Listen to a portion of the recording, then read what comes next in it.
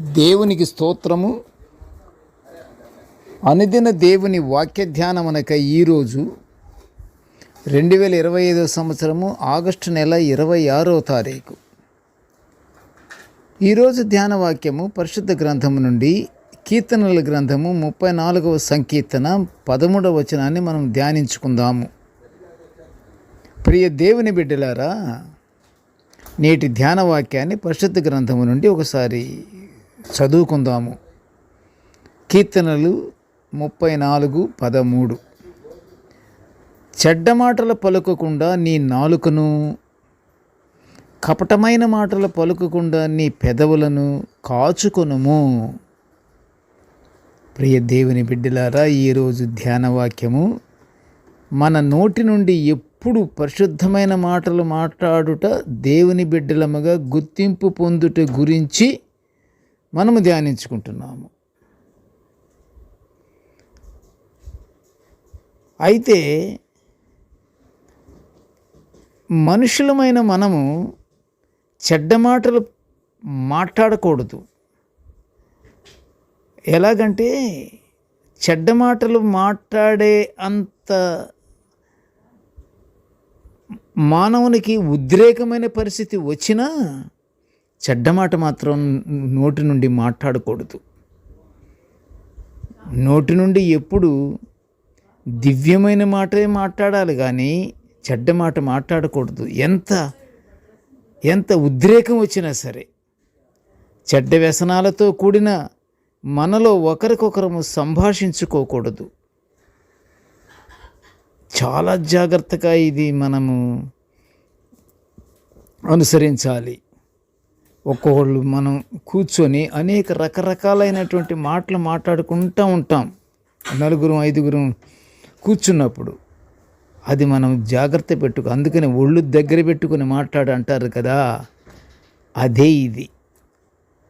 అందుకని కీర్తనకారుడు కీర్తనలలో చెడ్డ మాటలు నోటి నుండి రాకుండా మన నాలుకలను అదుపులో పెట్టుకోవాలని గానం చేస్తున్నాడు. అంతే కదా, చెడ్డ మాటలు పలుకకుండా నీ నాలుకను, కపటమైన మాటలు మాట్లాడకుండా పలుకకుండా నీ పెదవులను కాచుకోమని నేటి ధ్యానవాక్యము దావీదు గారు రాసినటువంటి గానమే అది.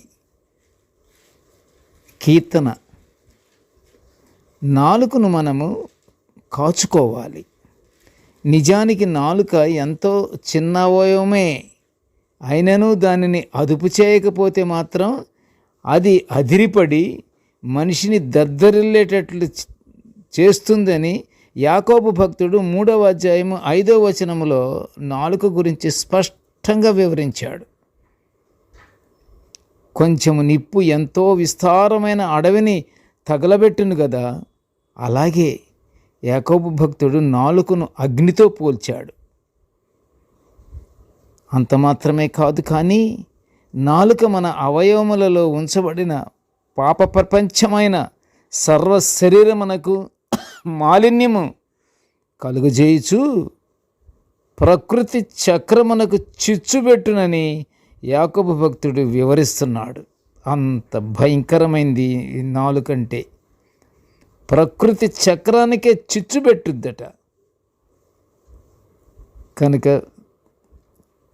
ప్రియ దేవుని బిడ్డలారా, సాధు చేయజాలని నాలుకను మానవుడు తప్పకుండా అదుపులో పెట్టుకోవాలి. ఆ నాలుకను మనం సాధు చేయలేము, కానీ మనము మన కంట్రోల్లో ఉంచుకోవాలి. నాలుకను వదిలేస్తామంటే అగ్ని రగిలినట్లే.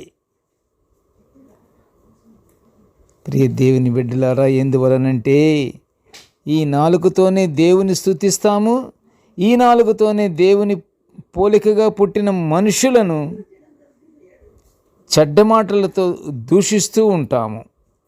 అంతేకాదు, ఈ నాలుక గల నోటి నుండి ఆశీర్వాదమును శాపవచనమును బయలువెళ్ళినని యాకోబు గారు 3వ అధ్యాయము 9వ వచనములో వివరించటం మనము ఇక్కడ చూస్తున్నాము. మన ప్రవర్తన స్థితి కూడా నోటి నుండి వచ్చు మాటలను బట్టి అట్టే తెలిసిపోతుంది. మన ప్రవర్తన ఎలాంటిది అంటే, నోటి నుండి వచ్చే మాట ఉందే, ఆ మాటను బట్టి మనం ఈజీగా చెప్పేసేయచ్చు. గనుక ప్రియ దేవుని బిడ్డలారా, మన మాటను జాగ్రత్తగా ఉండేలా చూచుకొనుటకు మన నాలుకను హృదయము నుండి రాలేని కపటమైన ప్రేమ మాటలు పలికించబడే మన